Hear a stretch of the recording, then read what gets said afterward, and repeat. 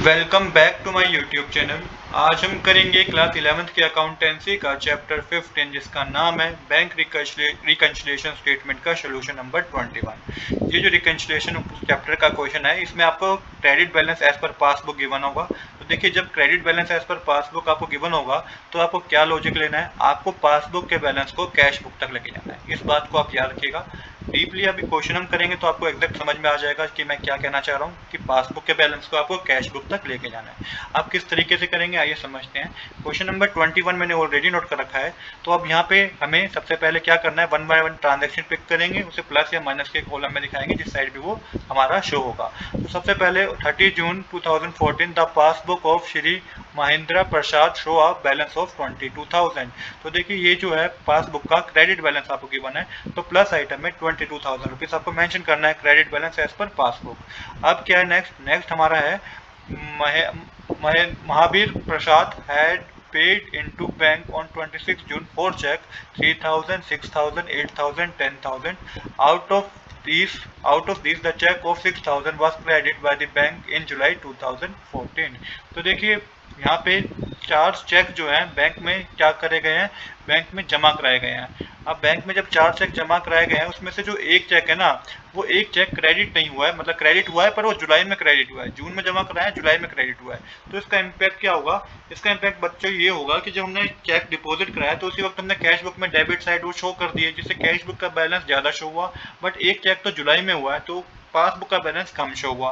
अब क्या हुआ कि हमें पासबुक के बैलेंस को कैश बुक तक ले जाना है। तो कैश बुक का बैलेंस ज़्यादा शो हो रहा है, पासबुक का बैलेंस कम शो हो रहा है, तो आपको एक प्लस आइटम में मेंशन करना होगा, क्योंकि हमें कैश पासबुक के बैलेंस को किस साइड ले जाना है, कैश बुक की तरफ ले जाना है। तो आपको प्लस आइटम में 6,000 रुपीज ऐड करने हैं। तो यहाँ पर मेंशन करेंगे cheque deposit but not credit 6,000 rupees को प्लस के आइटम में मेंशन कर दीजिए। इसके बाद जो नेक्स्ट ट्रांजेक्शन है वो है 23 जून 3 चेक। अब करेंगे हम नेक्स्ट ट्रांजेक्शन जो कि है on 23 June 3 cheques were drawn for 12,000, 13,000, 16,000। The first 2 cheque were presented to the bank for payment in June and the third in July. तो देखिए, 3 चेक से हमने पेमेंट करी है, किसी को पेमेंट करी है, तो 12,000, 30,000, 16,000 की पेमेंट करी है 3 चेक की। अब देखिए यहाँ पे 2 चेक जो थे ना 12,000, 13,000 के, ये तो जून के महीने में रिफ्लेक्ट कर रहे हैं, बैंक में डेबिट हुए हैं। बट जो थर्ड चेक था 16,000 का, ये जुलाई के मंथ में रिफ्लेक्ट कर रहा है कि वो डेबिट हुआ है। तो इससे इम्पैक्ट क्या हुआ कि कैश बुक में तो जून के मंथ का हमारा बैलेंस कम शो करेगा, बट पासबुक में जो है बैलेंस हमारा जून के मंथ का ज़्यादा शो करेगा। तो आपको पासबुक के बैलेंस को कहाँ तक ले जाना है, आपको कैश बुक तक ले जाना है। तो ये जो आप 16,000 रुपीज का चेक देख रहे हो, इसको आपको माइनस आइटम में मेंशन करना होगा। Check issue but not presented for payment 16,000 को माइनस आइटम में मेंशन कर दीजिए। इसके बाद नेक्स्ट ट्रांजेक्शन जो हमें गिवन है वो है check amounted to 3600 but deposit in the bank but no entry was passed in the cash book. तो 3600 रुपीज जो है बैंक में डिपॉजिट कर दिए गए हैं, बट कैश बुक में उसकी एंट्री करी नहीं गई है।